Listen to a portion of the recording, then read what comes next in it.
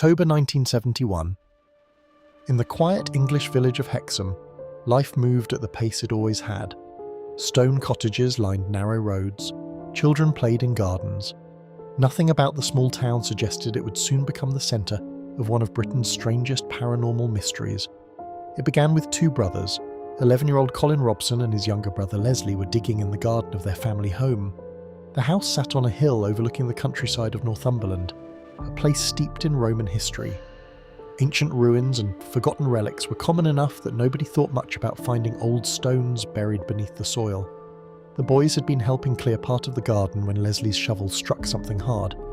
At first, they assumed it was just another rock, but when they pulled it free, they realised it was different.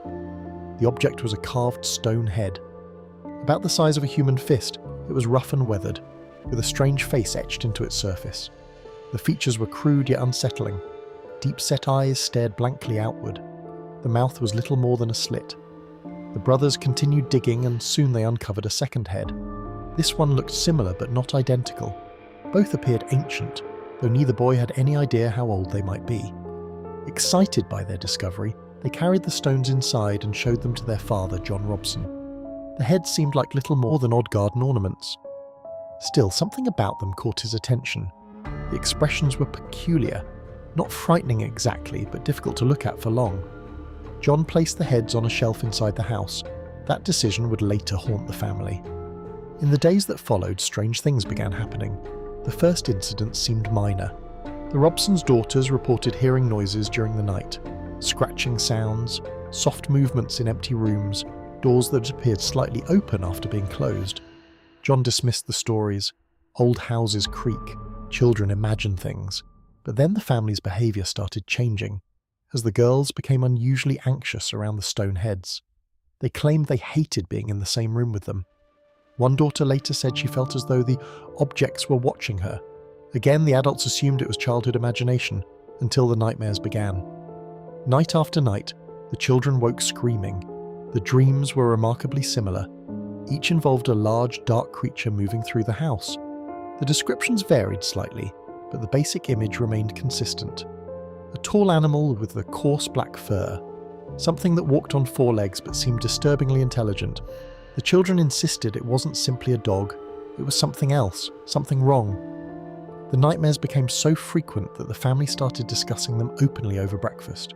What troubled John Robson most was that his children were describing the same creature despite sleeping in different rooms. Then came the incident that changed everything.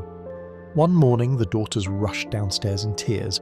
During the night, they said they had seen a figure standing at the foot of the sen, not exactly an animal, but a creature resembling a large wolf. Its eyes reflected light from the hallway. Its body was covered in dark fur, and before vanishing, it had stared directly at them. John tried to remain skeptical, yet even he had begun noticing unusual occurrences. Objects seemed to move from where they had been left. Strange sounds echoed through empty parts of the house. Family pets appeared nervous for no obvious reason. The atmosphere inside the home had changed. Visitors commented on it. Friends who knew nothing about the Stoneheads sometimes remarked that the house felt uncomfortable. As the weeks passed, fear began replacing curiosity. The family started wondering whether the heads should be removed. But before they could make that decision, the mystery attracted outside attention. Word of the strange carving spread through the village. Archaeologists were contacted. Some believed the heads might be ancient Celtic artifacts. Others argued they were Roman in origin. No one could agree on their age or purpose. One expert pointed out that the style resembled certain prehistoric carvings found throughout Britain. Another insisted they were far too crude to be genuine antiquities. The disagreement only the mystery. Then an unusual theory emerged. A researcher studying ancient folklore suggested that stone heads had long been associated with protective and spiritual practices in Celtic cultures. Across Britain, carved heads had been linked to beliefs about souls, spirits, and supernatural forces. Most historians considered these connections symbolic. Because the disturbances were getting worse, and soon someone outside the family would claim to see the creature for themselves. By early 1972, the Hexham Heads had become more than a local curiosity. The Robson family no longer viewed them as interesting archaeological finds. To them, the carved stone seemed connected to a growing series of disturbing events. And then the sightings spread beyond the house. One evening, a family friend visited the Robsons. During conversation, the strange incidents inevitably came up. The visitor listened politely but remained skeptical. Stories of haunted objects and ghostly creatures were hardly uncommon in rural England. As the evening grew late, he prepared to leave. Before stepping outside, he glanced through a window overlooking the garden. Something moved in the darkness. At first, he assumed it was a dog, but the shape seemed unusually large. The animal crossed the yard in a strange, deliberate manner before disappearing behind a hedge. The witness later claimed the creature looked far bigger than any dog he had ever seen. Its body was low and muscular, and its fur appeared dark black. And although he only saw it briefly, he walked away with an overwhelming feeling of unease. Soon another witness came forward. This time the report came from someone with no connection to the Robson family. Late one night, a local resident claimed to see a large animal moving through a nearby field. The figure was visible only for a few moments in the moonlight, yet the description sounded eerily familiar: large, black and wolf-like. The reports began accumulating. None were dramatic enough to prove anything, but together they created a troubling pattern. What made the sightings especially strange was the location. Britain had no wild wolves. The last native wolves had disappeared centuries earlier. There should have been no creature matching these descriptions anywhere near Hexham. Meanwhile, interest in the Stoneheads continued growing. The artefacts eventually attracted the attention of a local historian named Anne Ross. Ross was not an amateur ghost hunter. She was a respected scholar who specialised in ancient Celtic beliefs and mythology. When she examined the heads, she became fascinated. According to Ross, the carvings resembled ancient Celtic stone heads that had appeared throughout Britain and Europe. In Celtic traditions, human heads often held symbolic spiritual significance. Some ancient cultures believed the head contained the soul. Others treated carved heads as protective objects, but certain legends spoke of darker possibilities. Ancient folklore frequently linked carved figures with supernatural guardians, spirits, or forces connected to sacred places. Ross never claimed the Hexham Heads were cursed. However, she considered the stories surrounding them unusual enough to investigate further. The more she learned, the stranger the case became. One account described the family dog refusing to enter rooms where the heads were kept. Another claimed the atmosphere around the stones felt unnaturally oppressive. Several people reported feelings of anxiety after handling them. None of these experiences could be verified scientifically, yet they continued occurring. Then came the incident that transformed a local mystery into something resembling a horror story. At the time, the heads had been temporarily moved to another location for examination. A researcher studying the artifacts brought them home. That night, according to later reports, he awoke to a terrifying sound. Heavy footsteps, not inside the house but outside, moving slowly across the property. He looked through a window. Standing in the darkness was a large animal. The creature resembled an enormous wolf. It stared toward the house before disappearing into the night. The researcher reportedly became convinced that the sighting was connected to the heads. Whether his experience had been influenced by suggestion, fear, or something else entirely remains unknown. But stories like this continued appearing. Every new witness seemed to describe the same thing: a dark beast, large and powerful, and seen mostly at night, appearing shortly after contact with the stone heads.